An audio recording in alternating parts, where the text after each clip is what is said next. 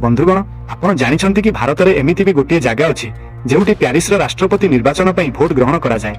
आज्ञा हो पुडुचेरी माहे एवं यानम एही सबु अंचल 1954 मसिया पर्यंत फ्रांस अधीन रे थिला।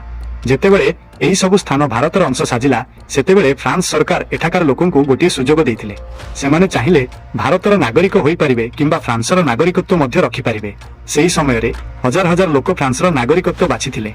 आज मध्य सेमानंक पाखरे फ्रांसर पासपोर्ट अछि एवं सेमाने भारतरे रही मध्य फ्रांसर ओवरसीज सिटीजन्स बोली कुहा जानती। सेथिपई जेतेबेले भी फ्रांस रे निर्वाचन हुए सेतेबेले भारतर एही अंचल गुडीकरे मध्य भोटिंग बूथ तयारी करा जाय।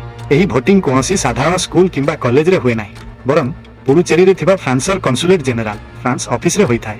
भोट देवार संपूर्ण प्रक्रिया प्यारिस रे ही चले। एपरिकी भोटर लिस्ट एवं बैलेट पेपर मध्य सीधा फ्रांस रो ही आसी थाए।